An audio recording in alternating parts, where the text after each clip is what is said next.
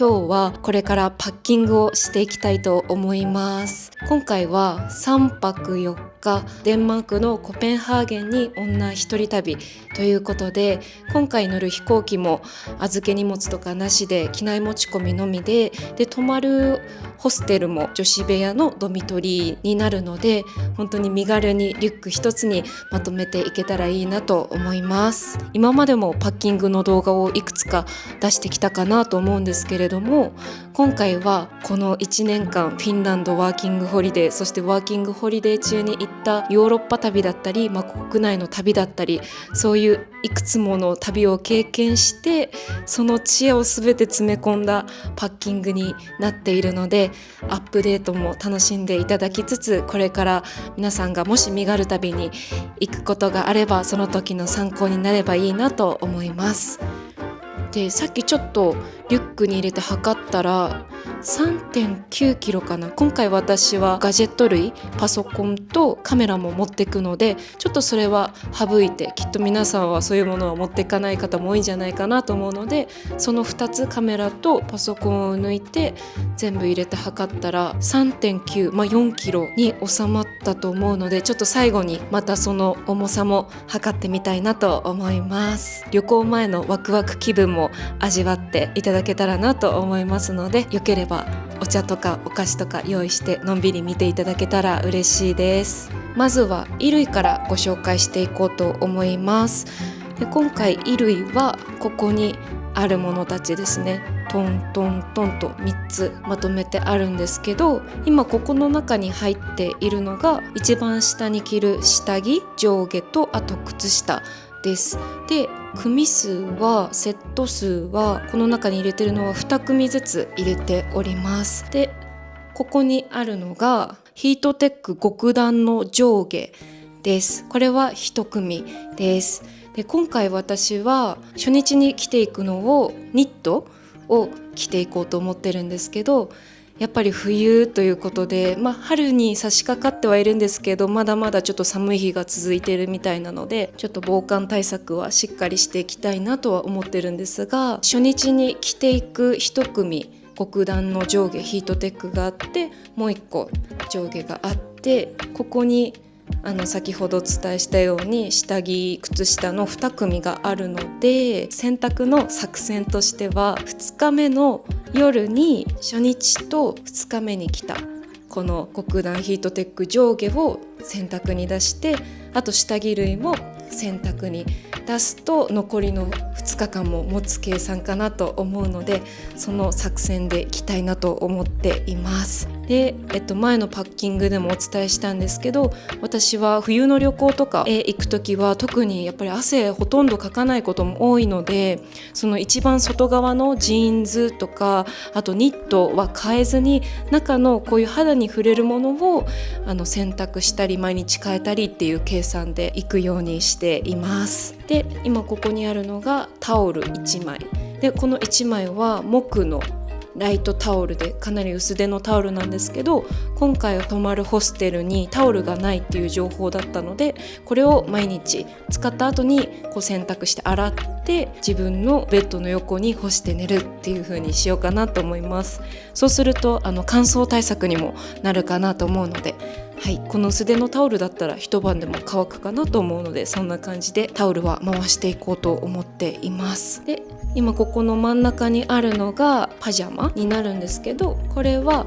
ヒートテックのカットソーなので、もしそのニットとか匂いの強い料理を食べたりとか、匂いがついちゃったとか汚れちゃったっていうことがあったら、これを日常着というか日中に着るものに回せるようにもしたいなと思って、夜にも着てストレスなく着れるもので、日中に着ても違和感なくパジャマすぎないものを選びました。これはホテルで着る用の下のパジャマです。薄手の、これはユニクロで買ったリラコだったかなになります。で、今ここの下に置いているこちらの100円ショップでゲットした圧縮袋に入れて持っていきます。この圧縮袋、もうフィンランドに来る時からもうずっと何回も繰り返し使ってるんですけど、問題なく使えているので本当に重宝しています。圧縮袋を使ってこの衣類はまとめてリュックの中に入れて持っていきます。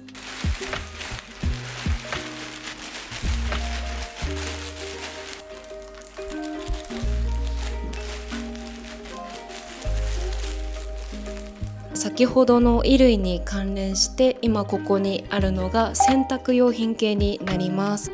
でこれが前回の旅イタリア旅行で落ち合った日本から来た妹が持ってきてくれた洗濯のグッズになります。トラベル用洗濯袋と洗剤です。これはアタックの洗濯用濃縮洗剤とそのバッグが入っています。これ1回使ったやつになるんですけど、何度も繰り返し使えるみたいなので今回も持っていこうと思います。こんな感じで袋自体も自立するようにマチがついていて、この中に、ここに書いてある通りなんですけど、洗濯をするものたちを入れて、その中にこの、洗剤を入れて揉んでつけてちょっとつけておいて、あとはここからこの蓋を外して水をジャーッと流してもう一回繰り返してっていう感じで汚れが落ちるまですすぐことができるようになっています。これ何度も使えてとっても便利なのでおすすめですね。それの洗剤、今回さっきご紹介したタオルと、あとハンカチも初日に持っていくものを繰り返し使うと思うので、こういった毎日洗って干すものを洗う用の、これは粉洗剤ですね。家にあった洗剤を IKEA のジップに入れてこれも持っていきます。これはね、1回使っちゃうともうなくなってしまうので、その2日目の夜の洗濯のタイミングで使い切っちゃうので、それ以外はこの粉末の洗剤でいこうと思います。であとはもうおなじみの普段の毎日の生活でも使っているこちらの100円ショップでゲットしたトラベル用のピンチハンガーです。これめちゃくちゃ便利なので本当に旅に行くときはおすすめです。軽くて畳めるのでそれほどかさばらないですし、これ1本あるだけで洗濯した後干すのがとっても楽になるのでおすすめです。でこれも同じく100円ショップで、どちらもセリアでゲットしたトラベル用の折りたたみ用ハンガーです。これもあるのとないのとでは全然変わってくるのでぜひおすすめです。これらを入れていたのがオーディのトートバッグになります。これはヘルシンキ中央図書館オーディでゲットしたトートバッグなんですけど、この洗濯用品をまとめて持って行って、で実際向こうで街歩きする時とかはこれに貴重品とかを入れて、この大きなリュックはロッカーの中に置いておいて、これで街歩きをしたいと思っています。でこのオーディのトートバッグなんですけど、私が買った時は去年の夏で5ユーロだったんですけど、最近改めて見たら15ユーロに値上がりしていて、でも触った感じちょっと丈夫になっていて、このタグとかも変わっていたので多分品質が上がったんじゃないかなと期待しています。今使っている私のこの5ユーロのオーディのバッグは割と薄めで、洗濯とかすると毛玉ができちゃうんですね。なのでそういった部分が改良されて値上がりしたんじゃないかなと思っています。私も帰る前に一つゲットできたらいいなと思っています。こういうトートバッグは一つあると本当に重宝するので、何かをまとめるために1個使って、向こうでは荷ほどきした後は街歩き用に使うことができるので、一つは持っていくことをおすすめします。お次が衛生用品、化粧品、バス用品などになります。でこれは前回の動画では結構省いてしまった部分もあるので、どういった化粧品を持っていくのかとか、こういった必需品ポーチの中身とかどういう風に小さくまとめて、そういうシャンプーとかボディクリームとかそういうの持っていってるのかなっていうのもちょっとアップデートがあるので、詳しくご説明していけたらいいなと思います。まずちっちゃいのからご紹介していこう。これはコンタクトの替えになります。でこのジップロックはセリアで買ったジップロックに入れています。私は目がとっても悪くてコンタクトがコンタクトかメガネがないと外歩けないくらい悪いので、2ウィークのコンタクトを使っていて、今回つけていく2ウィークのコンタクトは新しくて全然まだまだ旅行期間中持つんですけど、もし破れてしまったり誤って洗面台に流してしまったとかあったら、ちょっとメガネだと悲しいので、予備の一組を旅行の時は持っていくようにしています。あとは歯ブラシセットになります。で、ヨーロッパのホステルはもちろんなんですけど、ホテルも結構多いんじゃないかなと思うんですけど、アメニティが少ないんですね。必要最低限になっているので、歯ブラシと歯磨き粉はご自身で持っていくのがいいかなと思います。で、これは液体ペースト状なので、今は分かりやすいようにちょっとそれぞれにばらけさせているんですが、後から液体状のものをこの中に入れます。で、普段から持ち歩いている必需品ポーチです。この中に入っているものが、私はアレルギー持ちなのでいつも持ち歩いているアルガードコンタクトの目薬と、あとこれはフィンランドでゲットした色付きのリップクリームで、無印良品のヘアコームに香り付きのハンドサニタイザー、手の消毒スプレーです。これすごいリフレッシュする気分になれるのでおすすめです。あとはここら辺薬類なんですけど、これはビオフェルミンの粉のやつ一つあったので持っていくのと、黄体酸3袋持っていきます。私はすぐ胃に来てしまう性質なので、ちょっと黄体酸胃薬は欠かせないということで持っていきます。で、これも無印良品のポリプロピレンのケースに入れている常備薬です。で、この中に入っているのが普段から使っている解熱鎮痛剤、あと胃薬、あとはアレルギーの薬ですね。一度日本で私ジンマシンが出ちゃったことがあって、それからちょっとアレルギー検査とかしたんですけど、結局原因がわからなかったので、毎日に備えてアレルギーの薬も入れています。で、あと絆創膏と、あとこれはもう欠かせないナリンのハーブオイルです。もうこれは普段からもずっと使ってるんですけど、意外とそんなにでも減ってるか、3分の1ぐらいしかないかな。これは2025年のベストバイでもご紹介したかなと思うんですけど、もうスッとした自然のナチュラルな香りがして、こうやってロールオンタイプになってて、こんな感じで手首だったり、あとは首筋だったり、あとこめかみにつけていただいたりすると、頭痛が和らいだり、ちょっと気分が悪いなっていう時にスッと気持ちがすっきりしたりとか、あと肩こりとかそういうのにも効くらしいので、首筋にスッと一塗りしていただくとちょっと気分が楽になるんじゃないかなと思います。私はもうこれはお守りのような感じで、もうずっと肌身離さず持ち歩いています。結構乗り物とか乗ってると気分がモヤモヤってしてくることが多いかなと思うので、そういう時はこれを一塗りしてあげたりすると全然違うので、ずっと持ち歩いております。旅にも日常にも必需品です。で、それをデルフォニクスのポーチに、メッシュポーチに入れています。で、ここについているキーホルダーは近所の歯医者さんでゲットしたこの歯の形をした、これ実はフロスになってるんですよ。こんな感じでフロスとしても使うことができる歯の形をした可愛いキーホルダーです。これが私が普段からずっと持ち歩いている必需品ポーチの中身です。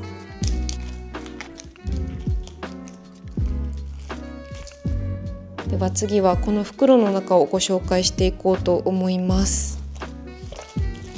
この中に入っているものはこんな感じです。主に化粧品類と、あとはケア用品になります。これはマスクです。行きと帰りの飛行機の中で使えるマスクと、あとあれも持って布マスクを持っていこうと思います。忘れてた。今回ホステルのドミトリーに泊まるので、匂いがちょっと気になったりとか、あと乾燥が気になったりとかするかなと思うので、私はいつも布マスクを持って行って、いつも寝るときは布マスクをつけて、でちょっと匂いが気になるなとか、もうちょっとすっきりして寝たいなっていうときは、先ほどのナリンのオイルとかをこのマスクにちょっとつけて寝たりしています。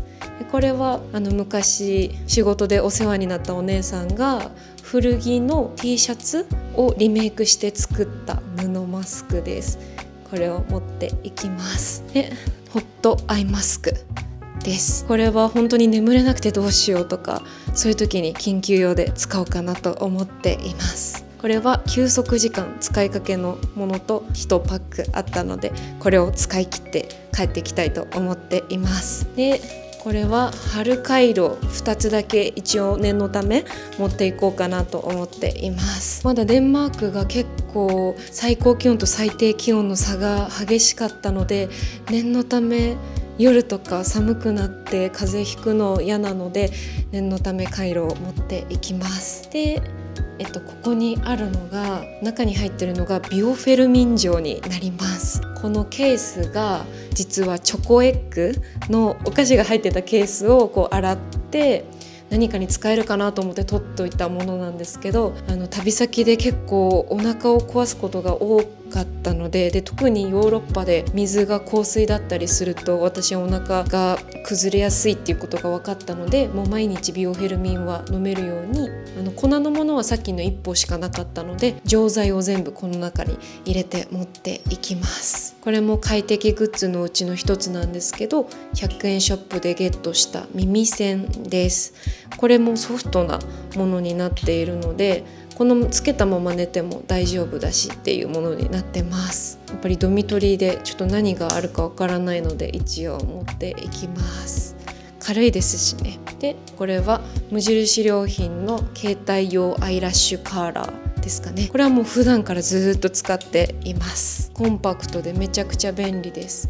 これが石器製の BB クリームにエリクシールのおしろいミルク。今回持っていくのは普段から使ってる化粧品たちです。私はもう化粧品は一群のものしか持っていないので、もうそれをガサッと持っていくだけなのでとっても楽ですね。でこれがデジャビュのまつげマスカラと、これがデジャビュのアイブロウマスカラです。であとはこれもう使用感すごいんですけど、ケイトのデザイニングアイブロウ03番眉毛をこれで描いています。これも使用感たっぷりなんですけど、 RMK のリップ、中はなんだっけな、ちょっと出しておきます。リップに、あとこれはスックのシグニチャーカラーアイズの02番ですね。底見えも底見えなんですけど、毎日使っています。これは本当にいいです。朝つけて夜になっても落ちないんですよ。まだまぶたに残ってくれているので本当におすすめです。スックすごいです。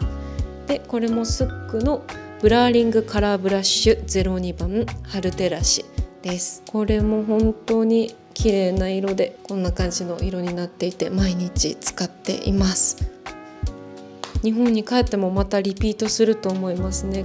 てか全部リピートというか、もうずっと自分の肌質が変わらない限り使い続けられるような大好きな化粧品たちですっていう感じですね。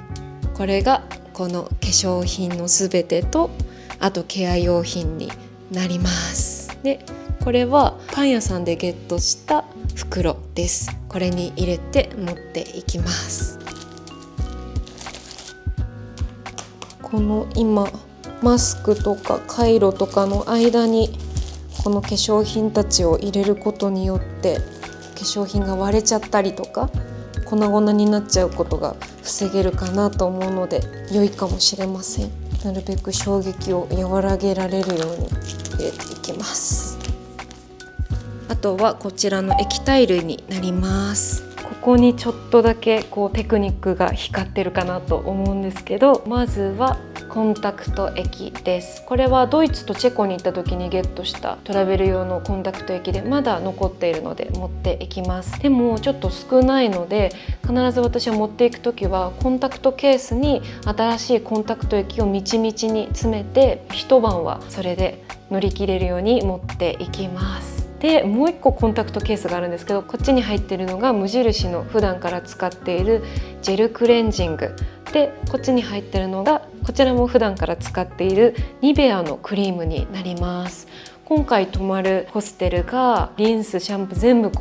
オールインワンの一つのものしかないらしいので、もう結構髪もガサガサになってしまうし、肌もちょっと心配なので、今回はこのクレンジングはさすがにないと思って、このコンタクトケースにクレンジングと、あと普段私は保湿をニベアのクリームでしているので、その2つを入れました。このコンタクトケースが本当にこういうトラベル、ちょこっとしたトラベルに便利なのでおすすめです。液も漏れないですし、用途によって分けられるのもいいなと思っています。コンタクト液を使ってる人は分かるかなと思うんですけど、こういうコンタクトケースがすごい余っちゃうので、こういう風にトラベルの時に活用するのもいいんじゃないかなと思います。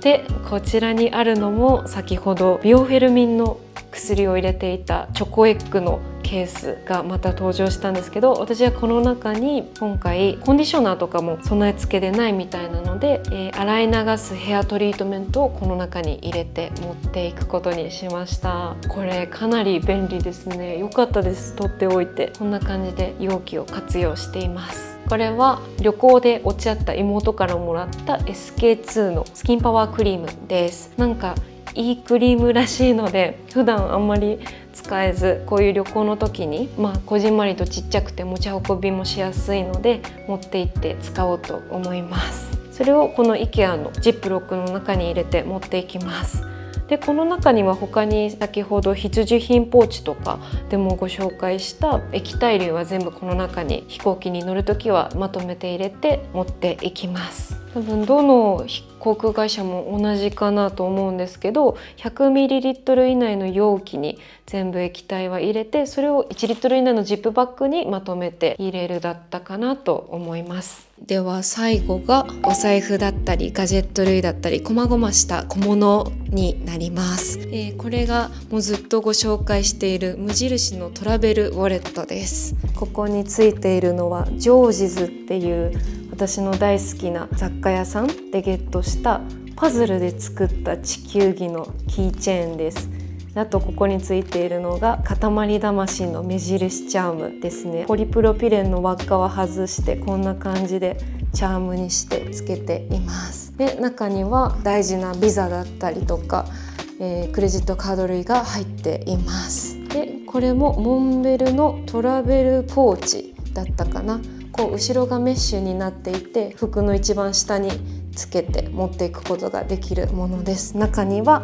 パスポートだったりが入っています。このモジョジョジョがついているこちらがガジェットの充電器類になります。今回私が持っていくのは変換プラグですね。このタイプ C の変換プラグで USB が2つ付けられて、タイプ C のプラグもついている3つプラグがついてますね。これはとっても便利なので持っていきます。で、これに接続できるパソコンの充電コード、有線のイヤホン、これ編集する時に使います。で、これは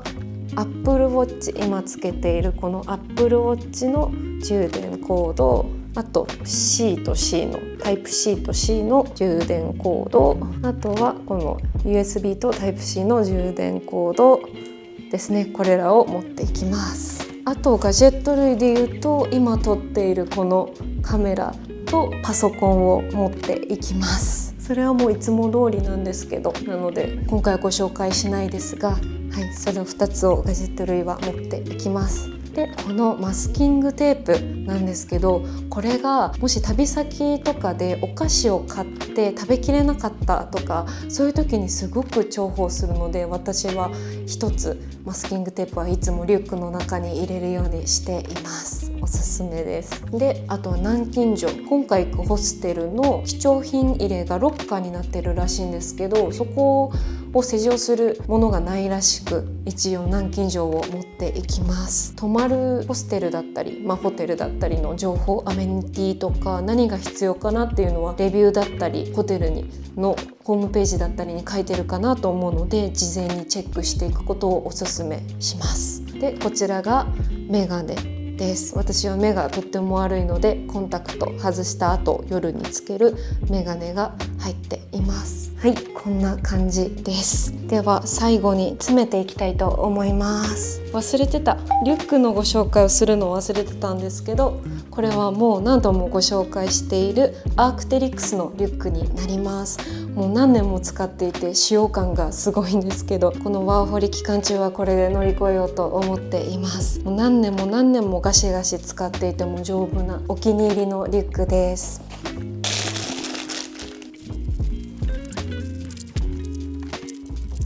詰め終わりました。よし、これから重さを測ってみたいと思います。